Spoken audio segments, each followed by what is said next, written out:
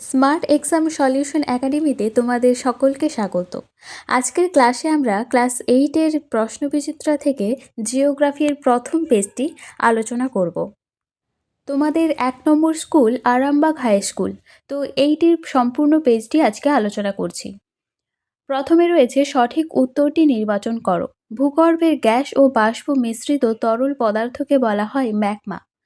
2 নম্বর, S তরঙ্গ প্রবাহিত হয় কেবলমাত্র কঠিনের মধ্য দিয়েই। ভূত্বকে সবচেয়ে বেশি পরিমাণে আছে অক্সিজেন। সীমা স্তরের ঘনত্ব হল 2.9 গ্রাম পার ঘন সেমি। লোহা সবচেয়ে বেশি পরিমাণে পাওয়া গেছে কেন্দ্রমণ্ডলে। ভূত্বক ও গুরুমণ্ডলের মধ্যে অবস্থিত মোহরভিষিক বিযুক্তি রেখা। এরপর রয়েছে শূন্যস্থান পূরণ করো।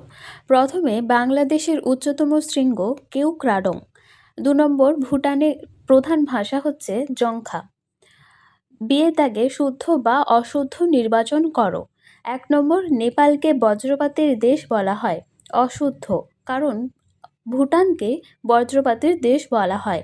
মূল্যবান রত্ন হিসেবে শ্রীলঙ্কার পদ্মরাগ মণির খ্যাতি পৃথিবী জোড়া, এটা শুদ্ধ। এরপর 3 দাগের নিচের প্রশ্নগুলির সংক্ষিপ্ত উত্তর দাও, যে কোনো দুটি। এটা তোমাদের 2 নাম্বার করে লিখতে হবে। তো এর উত্তরটা আমি একটু বড় করেই লিখে দিয়েছি, তোমরা এখান থেকে 2 কিংবা 3টে পয়েন্ট লিখে দিলেই পুরো নাম্বার পেয়ে যাবে। সার্ক সম্বন্ধে সংক্ষিপ্ত বিবরণ দাও। সার্কের পুরো নাম south Asian association for regional cooperation. এটা পুরোটা লিখতে পারলে ভালো, না হলেও নিচেরটা লিখে দিলেই চলবে যে 1985 সালে ভারত, বাংলাদেশ, নেপাল, ভুটান, শ্রীলঙ্কা, পাকিস্তান, মালদ্বীপ ও আফগানিস্তান এই 8টি দেশ সার্ক সংস্থা গঠন করেছে। এর সদর দপ্তর নেপালের রাজধানী কাঠমান্ডুতে। 3 নম্বর, মায়ানমার থেকে ভারতে আমদানিকৃত দ্রব্যগুলির নাম লেখো। সেগুন, শালকাঠ, রূপা, টিন, টাংস্টেন ও মূল্যবান পাথর, এগুলো ভারতে আমদানি করা হয়। 4 নম্বর, প্রতিবেশী দেশগুলির কোনটি ভারতের কোন দিকে রয়েছে লেখো। পাকিস্তান রয়েছে পশ্চিমে, চীন উত্তরে, বাংলাদেশ পূর্বে এবং শ্রীলঙ্কা রয়েছে দক্ষিণে। 4 নম্বরে তোমাদের বলেছি নিজের প্রশ্নগুলির সংক্ষিপ্ত ব্যাখ্যামূলক উত্তর দাও। প্রথমে রয়েছে অপসারী পাতসীমানাকে কেন গঠনকারী পাতসীমানা বলা হয়। অপসারী পাতসীমানায় 2টি পাত পরস্পরের থেকে দূরে সরে যায়, তো সেই যে ফাঁকা অংশটা তৈরি হয় সেখান দিয়ে ম্যাগমা উপরে উঠে আসে, নতুন ভূত্বক গঠন করে। এই কারণে অপসারী পাতসীমানাকে গঠনকারী পাতসীমানা বলা হয়। 2 নম্বর, ভূমিকম্পের পি, এস ও এল তরঙ্গের বৈশিষ্ট্যগুলি লেখো। পি তরঙ্গ সবচেয়ে দ্রুত গতিসম্পন্ন, কঠিন, তরল, গ্যাসীয় সব মাধ্যমের মধ্য দিয়ে যেতে পারে। এস তরঙ্গ পি তরঙ্গের পরে আসে আর শুধু কঠিন মাধ্যমের মধ্য দিয়ে যেতে পারে। এল তরঙ্গ পৃথিবী পৃষ্ঠে চলে আর এল তরঙ্গ সবচেয়ে বেশি ক্ষতিকারক। 3 নম্বর রয়েছে প্রশান্ত মহাসাগরীয় আগ্নেয় মেঘলা। টিকা লিখতে হবে তোমাদের। উত্তর হচ্ছে প্রশান্ত মহাসাগরের চারিদিকে বিস্তৃত আগ্নেয়গিরির অঞ্চলকে প্রশান্ত মহাসাগরীয় আগ্নেয় মেঘলা বলা হয়।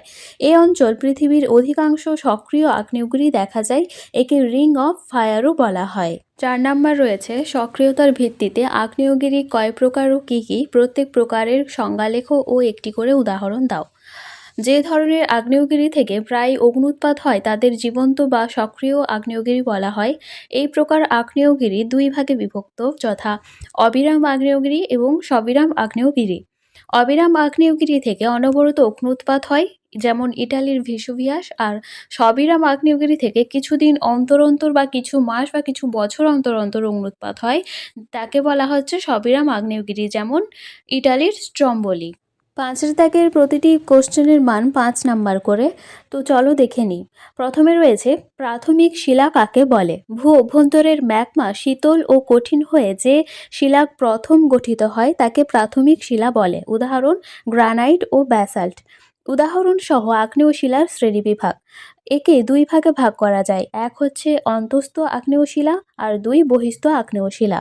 অন্তঃস্থ আগ্নেয় শিলা ভূ অভ্যন্তরের ম্যাগমা শীতল হয়ে গঠিত হয়, উদাহরণ হচ্ছে গ্রানাইট। আর বহিঃস্থ আগ্নেয় শিলা ভূপৃষ্ঠে লাভা শীতল হয়ে গঠিত হয়, উদাহরণ ব্যাসাল্ট। এরপর রয়েছে রূপান্তরিত শিলা ও পাললিক শিলার বৈশিষ্ট্যগুলি লেখো। তো তোমাদের এখানে পাললিক শিলার বৈশিষ্ট্য 7টি এবং রূপান্তরিত শিলার বৈশিষ্ট্য 5টি দিয়েছি, কিন্তু তোমাদের এতগুলো লেখার কোনো প্রয়োজন নেই। তোমরা পাললিক শিলা থেকে 3টি এবং রূপান্তরিত শিলা থেকে যে কোনো 3টি তোমাদের যেগুলো সোজা মনে হয় সেগুলো করে নিতে পারো, তাহলেই তোমরা পুরো নাম্বার পেয়ে যাবে। তোমাদের আজকের শেষ প্রশ্ন, শিলাচক্র চিত্রের মাধ্যমে ব্যাখ্যা করো পাললিক শিলা কাকে বলে, এই শিলার উদাহরণ সহ শ্রেণীবিভাগ করো। তো এটি তোমাদের আমি ভালোভাবে লিখে দিয়েছি, তোমরা অবশ্যই খাতায় নোট করে নিবে। খাতায় ভালো করে লিখে নিলে তোমাদের পড়তে সুবিধা হবে। তোমরা এই ক্লাসটি অবশ্যই বন্ধুদের সাথে শেয়ার করো। ক্লাসটি ভালো লাগলে লাইক করো আর অবশ্যই কমেন্ট করো।